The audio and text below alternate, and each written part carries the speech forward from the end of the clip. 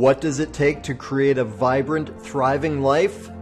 First, the sad news is that Thoreau was right. Most people are leading quiet lives of desperation, lacking in meaning, fulfillment, and vitality. But we choose more. We choose to create extraordinary lives. And the Art of Vibrant Living show entertains you with inspiration, empowerment, and education to create your life into a masterpiece. It's time. Let's vibe up.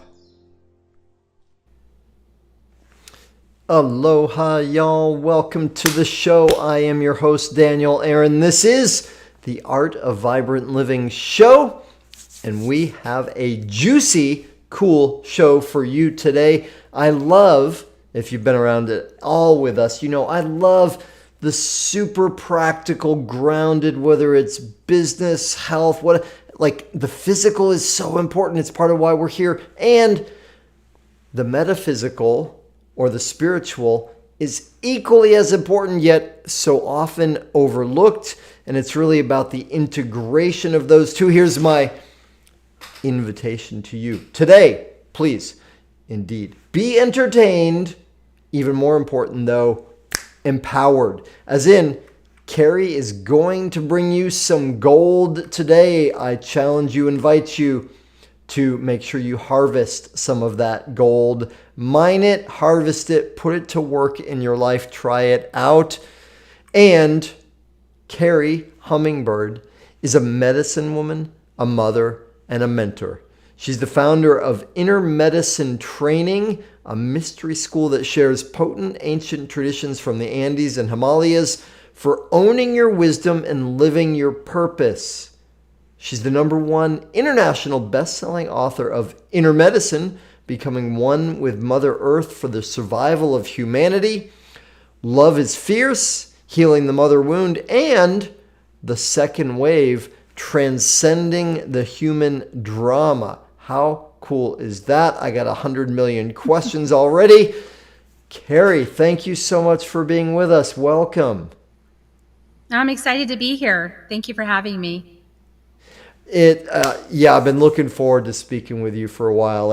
And as we met prior to this, and I shared with you before, like my initiation into personal and spiritual development was through shamanic practice.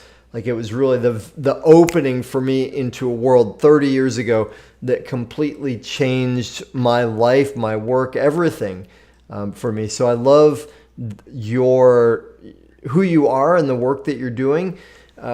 Medicine woman, mystery school, right? What shaman? What does all this mean, and how did you get into it? Well, to me, it means being the artist of your dream of life, being the one who is the star of your movie, but also the dreamer, the creator, the director, the producer, like all the roles. And when we can really open up to that mystery of how we were created, how we're breathing, how we're alive, it just gives us a whole new life. It's kind of like before I discovered this, I was living an upside down world, and then everything turned right side up. And my heart was just open and happy, and things are moving in really beautiful ways. And so to me, being the artist of your dream of life, which is a Toltec teaching, actually, that's what Toltec means. Toltec means being the artist of your own dream, of your life. And when we consciously realize that we're that's pretty cool, because then we can do something with it. It's when we think life's happening to us that it gets heavy and dense and we feel victimized by things. But when we make that flip and things turn right side up, we realize, wait a second, life is happening for me, as me, by me, through me. That's cool. So that's pretty much how I started my path, was a teacher that taught me Toltec wisdom. and specifically the Four Agreements from Don Miguel Ruiz. So my teacher was a protege of Don Miguel Ruiz. Okay. So I love what you said. This is beautiful about the upside down world, the right side up world. Part of my background in yoga has to do with inversions and headstands. And there's a great image from the tarot cards of the Hanged Man. One of the pieces of wisdom is like, it's like when we change our perspective, maybe radically, then things start to look a whole lot better. So, but how did you know that you were in an upside down world? Because I assume for a while that was the only world you knew. How did that change? What was the moment? Well, at some point with the frog in boiling water, it gets really hot, and you go, this pot is boiling. I have to get out of here. But, it takes a while to get to that conclusion, especially if you're a diehard like myself. Turn over every single rock and look at every potential to make it work. And then at the end of all that, it's like, this is worse than ever. So that was kind of like my 20 years in my first marriage. And we did all the things. I did the psychotherapy. I did the marriage counseling. But it just kept getting more and more shadowy until the place where I decided,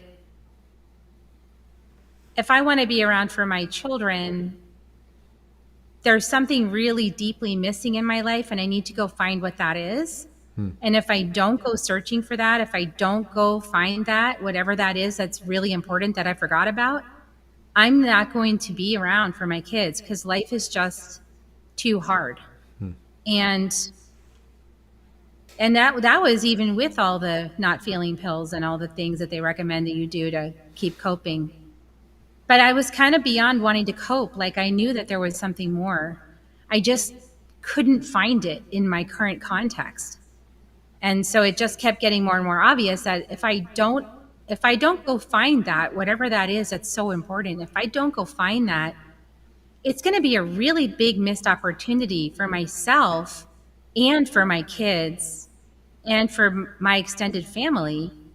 And so that's kind of why I made the change I did, because I couldn't see any other way. Within my context, I couldn't see a way. I tried everything. I've turned all the rocks over. I've done everything, and I just can't do it in this context. And it's not like, like he's a bad person. Nothing like that. That's what made it so agitating, because it's not like you're a bad person. I just can't stay. So, yeah, it sounds like it wasn't necessarily a particular moment for you, though it was a combination of things being too hard and an inner knowing that there's something else or something more. Yeah.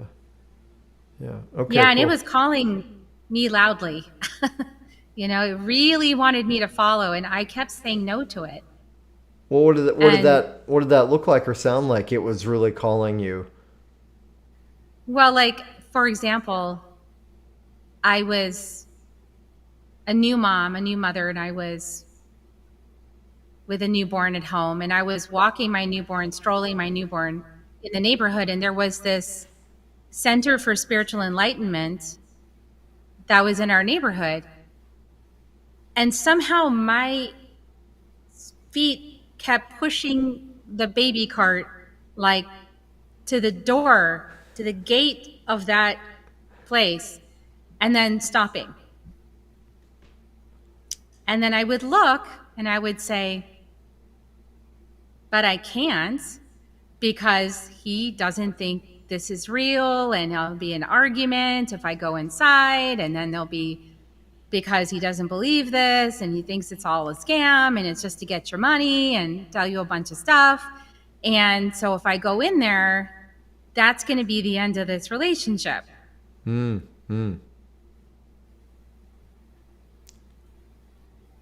on pins and needles. Imagine you went in there. I didn't. No, you never did. I did not go in. And no, and the thing that happened was that it kept getting darker and darker and darker until the place that I was, I was drinking a bottle of wine, a night, because our relationship was built on having fun and me being a party girl and like a fun arm piece and, having a lot of fun and working hard and making lots of money so that we could go have more fun. And so at some point it wasn't fun anymore. And I wanted something more meaningful. I wanted depth. And so because I wasn't getting that depth, like it just kept getting more extreme. And, and eventually I took a look at myself in the mirror and I said, what example am I setting for my kids about what relationship is? What example am I setting for them with all this behavior that I'm doing? Because I'm not happy, but I won't go do the thing that I know would make me happy or I suspect would make me really happy. I'll just stay here and keep coping. And so how is that serving anyone in our family system? And so I finally realized I have to go. I literally just, even if there's going to be hurt feelings and, people looked at me sideways. They were like, why are you leaving a perfectly good relationship? Because everyone looked at our relationship as like a really good relationship, because on the surface to the outside world, it looked that way, right? We were having fun all the time. We were drinking, carousing, having parties, making money, having, nice things. And so it looked really good on the outside. But on the inside, I was having nightmares. I was stressed out. I didn't feel worthy. I didn't feel connected. And yeah, it was really rough, because, and during that time is when I moved back. We were in California and we moved back to live in Texas where my parents were. And being around my family, my parents, made it more pronounced because my mom and my dad were looking at me like, who are you? Like, who are you? You are not our daughter. This is not our daughter. This is not the person.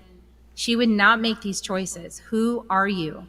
And it was something that they had said was right at the beginning when I met my former partner, is that I changed and I was no longer the person that they raised or that they knew, and I had changed to be in this other place. And so when we moved home, it was like really in my face all the time that I was not. And it's kind of funny because there's a lot of people right now who have gone through some big changes in the world and their families looking at them like, who are you? And I don't think that my loved one would think this way or act this way. What happened to them? And I can say I know what that looks like, being trapped in a delusional world for love and acceptance, trying desperately to have it, but then go, it's like looking in all the wrong places, that song. It's like you have to come home to yourself.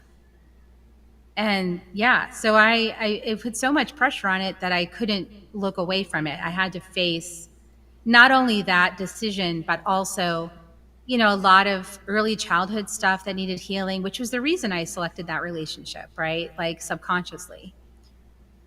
So yeah, that's how I began my journey. I finally got this message from Spirit that was so profound, I couldn't ignore it. It was like this ship's not like when a ship ties up to a dock or a mooring, it has this big old knot on it. It's this big hefty shipping rope. And it was like that kind of rope. And then it just poofed away. And the message was, that's the end of the rope. And I felt this click inside of me. And that was that. And I sat him down and had a conversation the next day. And I was like, listen, I saw the end of the rope, and so now we need to move on. It was that conversation. It was like, he was aghast, like, what are you talking about? I thought I was going to die with you. And I was like, yeah, I know you thought that, and I thought that too, but I just got the end of the rope, and that's it. I know it like I know it like I know it, and there's no other negotiating it. Like, it's done. Well, before I respond to that part, I'll rewind because you said something so important, right? Because my research tells me that 99.326% of world population has stayed in a relationship too long, right? Too long, meaning beyond where we knew that it wasn't right for us in some way, right? So you had that moment you described where you said, what kind of model am I for my children? Right. And I love that because so often, and let's be honest, it takes courage. It's hard. There's a lot of pain in leaving a relationship, even when we know it's the best thing or the right thing. And so to stay away from that pain, that frog in the increasingly hot water, right? A lot of people say, well, I'll just stick it out for the children, right? And I don't want to, but really it's the fear of the change and what all of that will mean that's driving it. And what you came to is to me such a better question. Like, yeah, our children are seeing who we're being all the time. And so I love that that's part of what gave you the motivation to face up to that stuff, right? Yeah, because I just knew that the person that I really was wouldn't be doing all those things. Like, it was like this psychosis took over and I was like somebody else for a long time. And it was strange, and my family thought it was weird. A lot of people thought it was weird. And so I know that people feel that way about some people in their lives right now. Like, this person has gone haywire. Like, what's going on with this person? Like, they believe all this kind of stuff that seems insane, and like they're convinced of it, and I can't even talk to them. And it's like, wow. I know I was that person. Okay. So I was that person that got caught down in some kind of deep hole. And I can't explain it except to say something took over.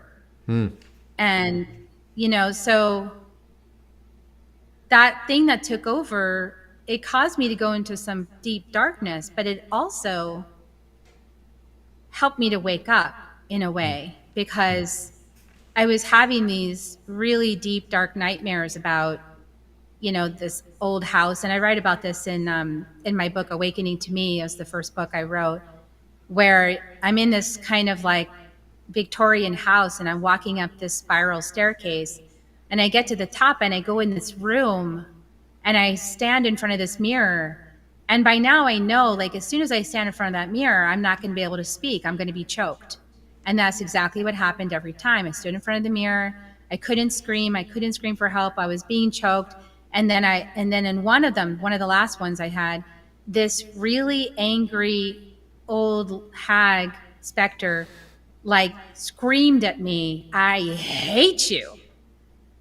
And then I woke up in a panic and a sweat and was like, oh my gosh, like, what is that? And that was right before the end of the rope thing.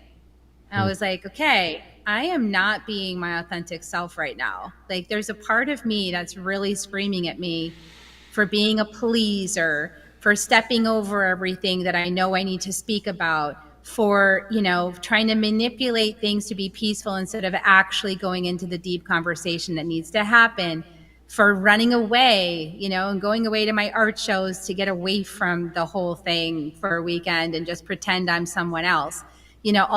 For drowning in a bottle of wine every night, just anything I could do to avoid the issue. And this part of me really hated that, and was letting me know, I'm so disgusted by what you're doing that you need to stop and become honest again.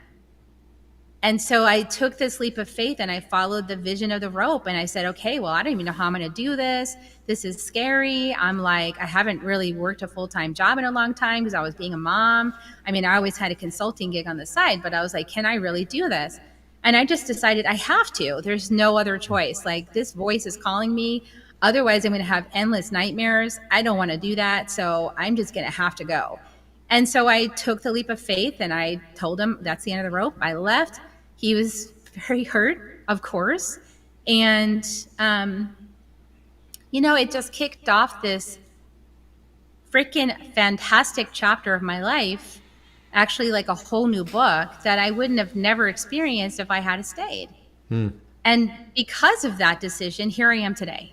Like, I'm teaching mystery school stuff. I'm like going to Peru with the shamans. I'm doing plant medicine in the jungle. I am a healer. I'm like reconnected with my Cherokee indigenous roots. Like, I feel my ancestors in my blood. I mean, it's like, are you kidding? Like, I would have never thought that this was around the corner for me at all, before. Like, that would have never occurred to me. Wow. Well, part of what you speak to so beautifully through your experience and your story there of that is that you knew you had to make a leap, right? You didn't know how you were going to do it. However, you summoned the courage to make the commitment, which is, I don't know how, I got to do it. I'm going to do it. It's happening, right? And then through that, miracles and magic occurred. You created a whole different life. You've experienced things that you couldn't have even imagined before. Right? So I love that. And again, it's the reminder to all of us that, hey, when there's something that is scary, that might be enough right there. Like, that might be enough to say, I know there's new freedom on the other side of that if I'm willing to face it. Right? So then, what's it look like for you now? I mean, you gave us a little bit, Kerri, in terms of, going to Peru and hanging out with shamans and teaching a mystery school and feeling your ancestors in your blood. But, when people are like, whoa, she did that. I want to work with her. I know there's another potential for me, whether it's leaving a relationship or changing career or whatever it is. Tell us more, would you, about mystery school and what does it mean to be a medicine woman these days? Yeah, I think that medicine woman is a word that I landed on after trying lots of other words that just didn't quite feel right. And the way that I use it indicates inner medicine. And so it's used in different ways by different people. But for me, it's about inner medicine. It's about this shamanic belief that every single person, every single animal, every single rock and stone, everything alive has its own medicine. And so when we can receive the medicine of a situation or a person or a plant or an animal, anything, we're illuminated by that medicine. And, so it's realizing what your medicine is. And when you realize that, you're a medicine woman, you're a person who realizes that you have unique medicine that you've cultivated over your life journey, wisdom, gifts, talents, knowings that you can apply to any situation. That's your medicine. And so you can help other people with that medicine, and you can just enjoy it yourself if that's what you want. But you can also then appreciate other people's medicine, and you can realize that situations have medicine. So it's like now you're on a journey of collecting the medicine that you could experience rather than complaining and suffering with the situations in your life, right? So it's more about looking for, how is this my medicine? How does this augment my inner medicine and make me a stronger person? Yeah, beautiful. There's it's not 100% clear for me yet. There's a great line in Khalil Gibran's The Prophet, where he talks about the situations in our lives being medicine that is formed by, I forget the language he uses in that particular one, by the Creator, by our higher self. And the advice is drink the medicine, right? And so, yeah, that's beautiful. With gratitude, if you can muster it. It's kind of like when I've gone to the jungle and I've worked with grandmother ayahuasca in the jungle in Peru. I have drunk the medicine, and if you drink it with gratitude, it goes down easier. And if you're kind of resisting it or like, like feeling icky about it or fearful or drudging, like, I don't know, this is going to raise up or any of those fears, doubts, and worries, it's going to be bitter. It's literally going to taste bitter. But if you are grateful with it and you welcome it in 100%, then it doesn't taste bitter at all. It tastes like chocolate. So there's like, it's like an inner job to get yourself to the place where it can taste like chocolate. And I think that's really a metaphor for like all of life. And there's a lot of situations on the planet right now that if we're in one frame of mind, it can feel like bitter, very bitter medicine. But if we're in a space of bringing our higher consciousness in, like you said, our souls that have coordinated all of these situations for our benefit somehow, if we can open to that higher guidance, we can perhaps soften the way the medicine goes down, so that we can receive it better with more of an open heart, more gratitude for how it's helping us to be perhaps more compassionate or more aware, more caring. Beautiful. Well, there's that almost cliche, what would you call that? Truism, aphorism, right? That a teaspoon of honey makes the medicine go down or something like that, right? And what I get from what you're saying is, well, you could, take the bitter medicine and have some honey with it, but the honey could also be the gratitude, right? The attitude of sweetness makes the bitter medicine go down more easily, right? Or actually be as good as chocolate. I love it. Yeah.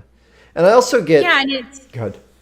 Sorry, it's just that it's also like really important to not... That has to be genuine. Like it can't be superficial. Or, because if it's superficial, that's kind of like that toxic positivity thing that everyone talks about, where it's like, because it's not really landing, I mean, in order to land, the medicine has to have your full open heart, which means you might actually feel some pain and you might cry, you might grieve, you might be angry, you might be righteously angry, so there's like a way in which we have to have the full experience for the medicine to really land. Makes sense. Yeah. Yeah, I'm with you. So, well, I guess that brings the question then, what if we extrapolate, and tell me if I'm on track here, that when people are facing challenges, and everybody's got something, I've got mine, I'm guessing you get yours periodically, right? When we're facing a challenge and we might know that it's a medicinal challenge, that if we have gratitude for that, then we're going to extract the medicine from it, and it's going to take us to a new level of freedom or healing in our lives. And I'm with you. It's not going to work if we're like, oh, I'm really happy about this. It's like. So how do you recommend, when people are facing the difficulties, the bitter medicines, or the medicines that feel bitter in their life, how to cultivate a genuine sense of gratitude in the midst of that? Yeah, so part of it for me has to do with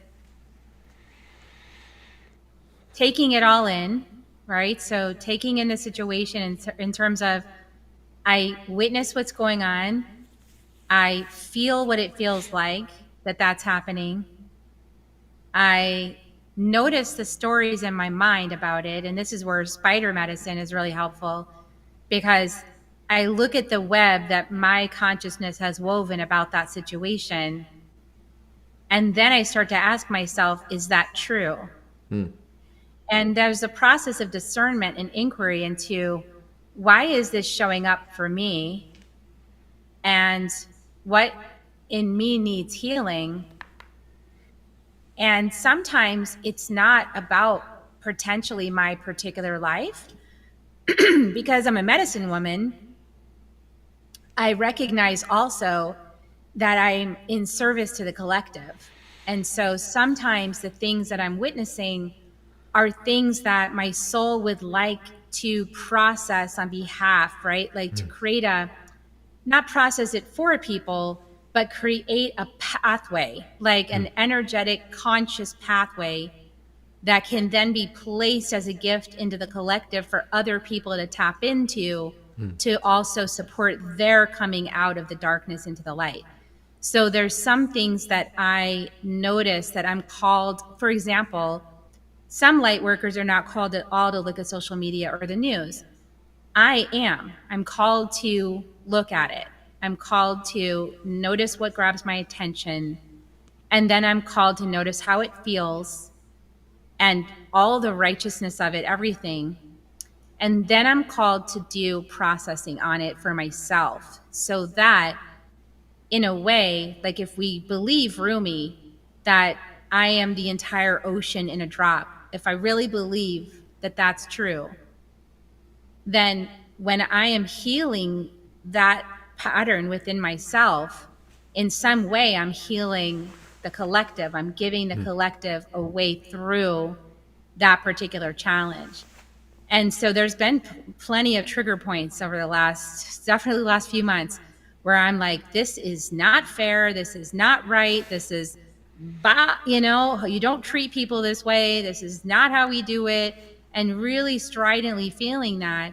And to the point where I'd like to go out and protest, and I have gone out to support some protests. But my greatest gift is not in that work. My greatest gift is in the deep medicine work I can offer to the collective, rather than showing up like kind of in person to protest something. So in other words, I learned this on my path from Alberto Vialdo, from the Four Winds Light Body School, is he taught us this story that I always stayed with me, which is that when this town had a river flowing next to it, and the river started to flow into the town. And so the town started pulling out, wheelbarrows and sandbags and, like physical ways of preventing the water from getting into the town.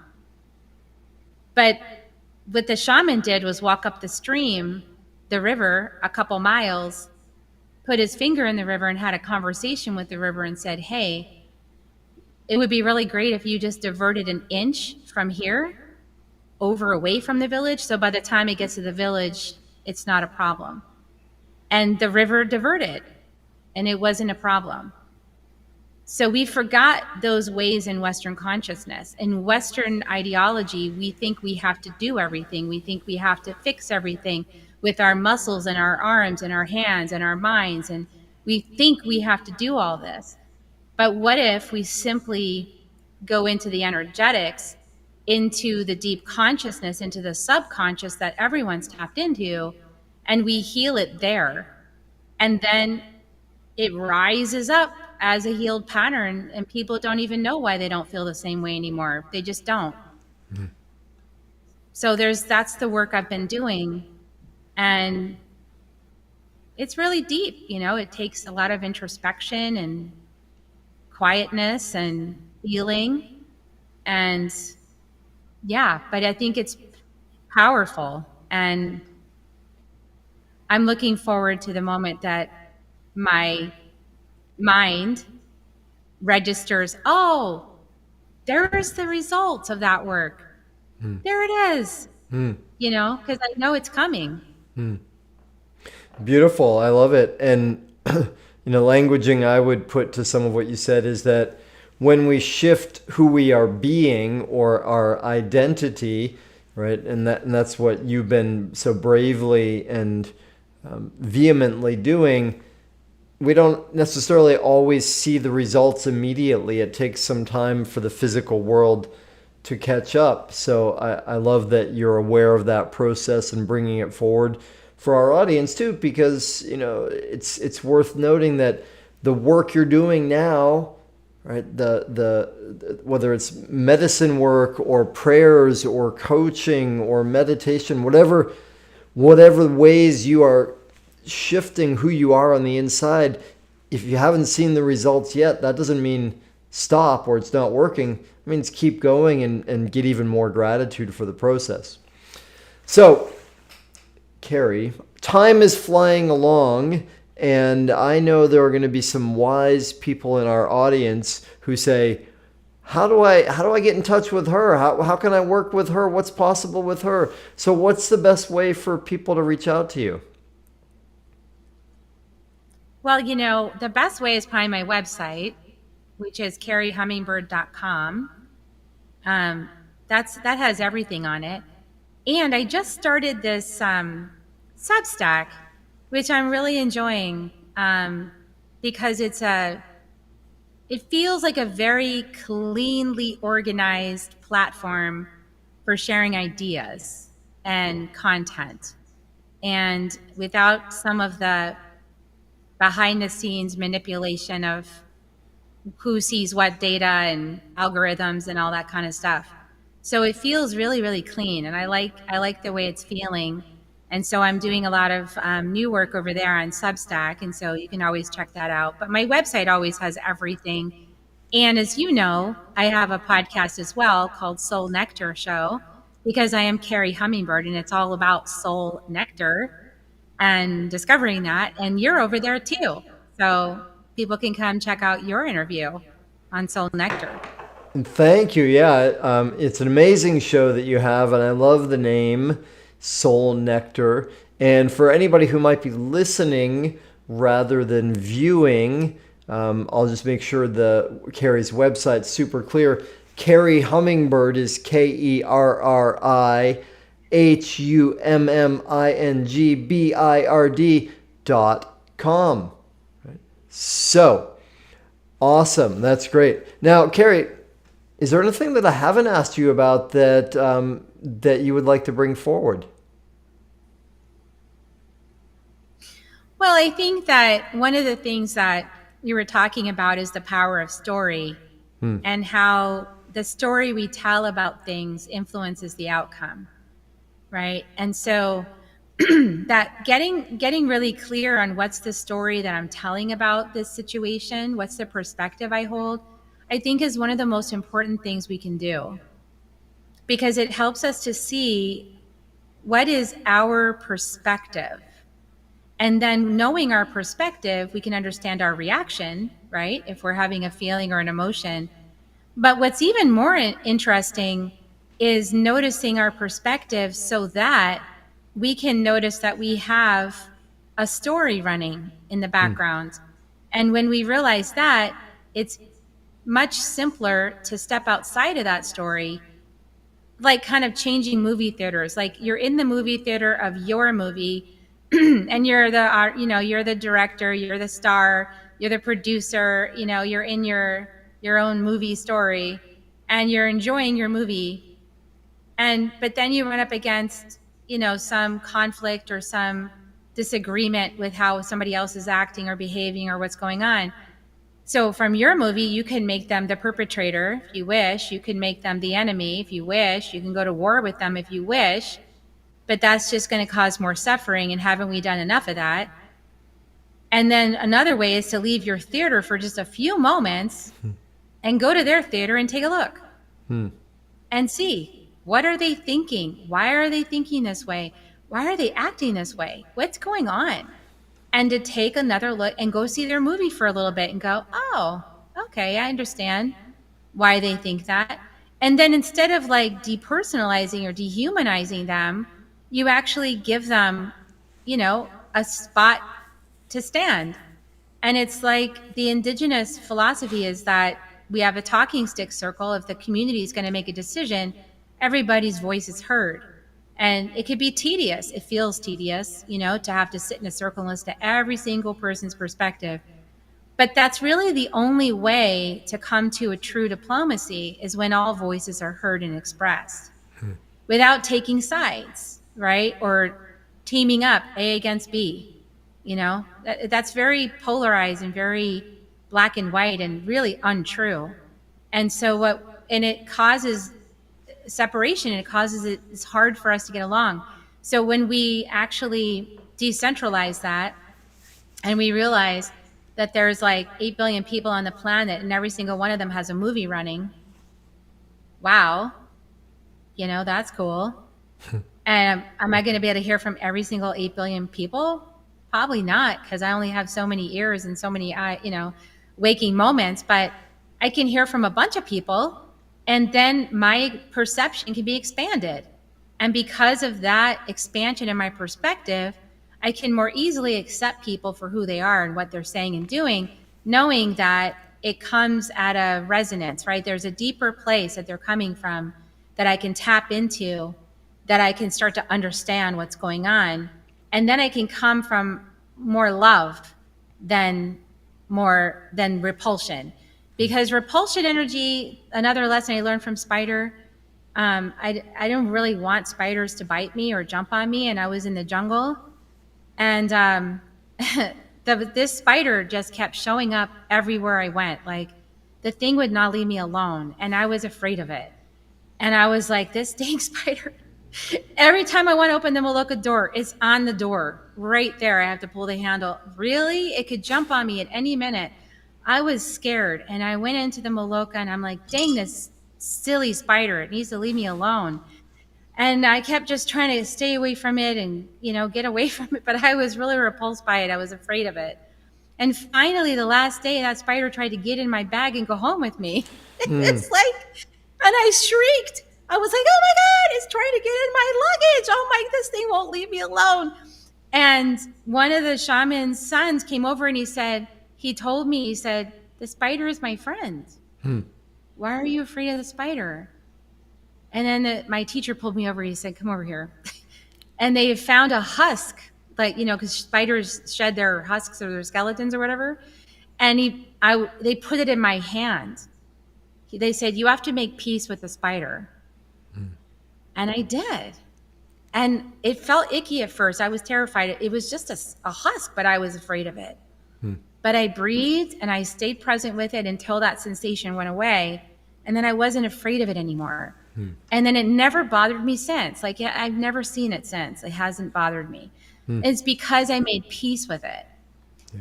So when we entrench in our perspectives, when we get fanatical about our perspectives and really polarized, and we tell a story that's locked into place like some kind of infinity loop of it's always going to be this way, then you've got people on the other polarities doing the exact same thing.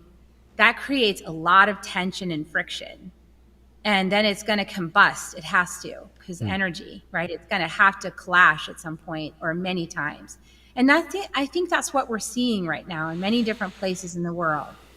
So I think the best thing for us to do is to decide to not be afraid of the other anymore, and to get over that repulsion and over that fear so that we can breathe and be in the presence of people that don't look like us, act like us, believe like us, speak like us, so that we can receive their medicine, because they have medicine too. That spider had medicine for me. I teach with Spider now. Spider's a powerful ally of mine. These other people that don't look like us, talk like us, believe like us, worship the way we do, they also have powerful medicine to give us. And we have powerful medicine to give them. And we can only do that if we relax the certainty in our own perspective and become a little more neutral and listen and learn. I love it. Beautiful. So the wise counsel there, part of it is we would all do well to go to the movies more often and go to the multiplex so we can see other movies besides the one that we're playing out all the time, right? And to relax a bit of our certainty about the stories, right? And become a bit more flexible, uncertain, adventurous, courageous, understanding. I love it. Well, Kerri, goodness gracious, what an amazing experience to be with you and hear your wisdom, soul wisdom here, even on the Art of Vibrant Living show. Thank you for bringing your medicine and your nectar. And and for all the work that you've been doing on your own and in your own practices and with the people that you serve. Right? I know it's big stuff, and it's required a lot of courage and commitment from you. So thank you for that as well. Thank you so much, Daniel, and back at you for hosting this podcast and getting messages out there and sharing people's voices. And I know it feels good to do it because I do it too. So I know it's not a completely selfless thing because we enjoy it, but it is useful, and it serves a lot of people, and I appreciate you doing it. Well, you're welcome, and thank you for saying that. And for y'all in our audience, thank you. Holy moly, the reason we are here is because of you. So grateful for you.